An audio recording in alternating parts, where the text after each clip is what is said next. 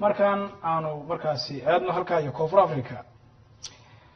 jaaliyadda soomaalida ku dhaqan dalka koonfurta africa ayaa waxaa markaasi lagu soo waramayaa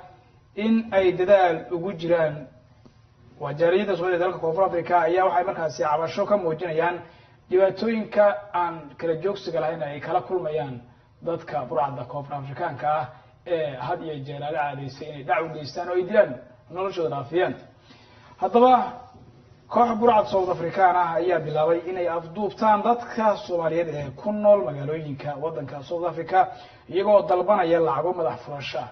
markii hore hadii ay ahayd inay goobada ganacsiga boobaan oo ay iyaga markaa noloshooda gooyaan haatan waxa ay markaasi bilaabeen burcadu in ay afduub u geystaan Soomaalida halka ku nool kadibna ay madax furasho ku dalbadaan waxa warbixin nooga soo diyaariyay wariyaha Cabdullaahi Maxamed Amiin Qorshe oo koonfur Africa ku sugan حسن بالواحد يقول أنت قابك حلي كوحة برعدة يكوسو ورين بسم الله الحمد لله رت إله ما تسكله ومرعيك بالله ومرعي حسن محمد سجال الله يدعو أنت مغالكي تغانو الحمد لله رت إله ما تسكله إله أنا بدبادة اسكله كوحة سكولي كوحي هذا يعني كيبتون كارا سود أفريقيا كاران كيبتون كجري بروبلان كهذا أقولون وكجروا هاي سنة كستبا سيستم عصوبة إماله سيستم كهذا وايهان سعودي و ستماننا هذا الصوت عارف سعودي سدحنا هذا وكل كوعة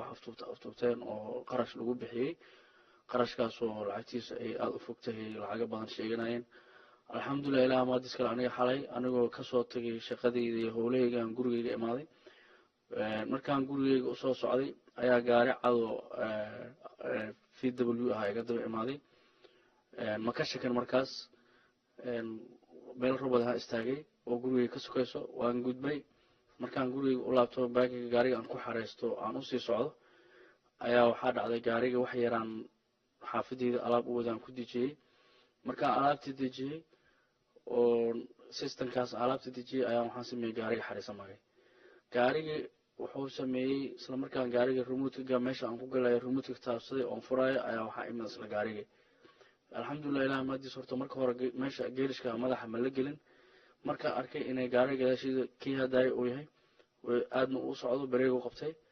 لنا كسود جاكد جدًا مدح وجرته وكيال الموضوعته وان شكي سلام مركه إنك قرأ إنه يستعرك قال على ريف سوق هذا أستيجي يعني جاري إنسان جاري قال ورفت جاري يقول كتر على ماشي وجكت جاري جاتي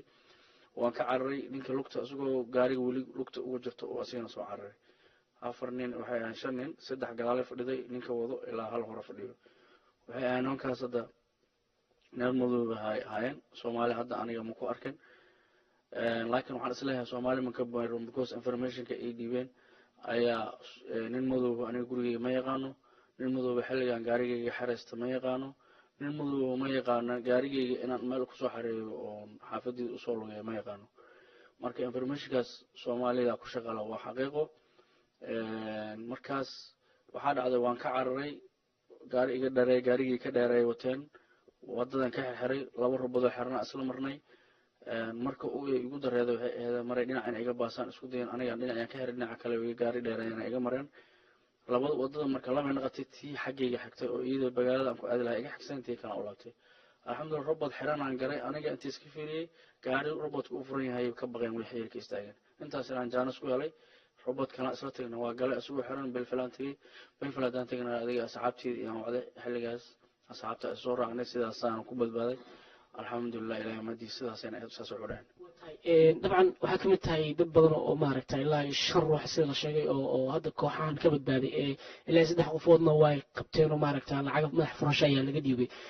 ganacsatada Soomaalida ay halkan ku nool dabcan weerar badan baa ku socda marka adi ka shakhsiyaan maadaama ka badbaaday dabcan dareentay xal wixii maaragtay meesha ka jiray maxaad ugu baaqaysaa ganacsatada Soomaalida wallahi ganacsatada Soomaalida waxaan leeyahay ninka ragga maalin oo dhintaa maalin oo dhashaa dadka lacagaha inta la afduubto la bixinayo horta waxaan codsanaa in la joojiyo ninka ay qabsadaan nimankaas inay dilaan haddii dilaan ama uu iska soo daayaan haddii soo daayaan ay dilaan haddii dilaan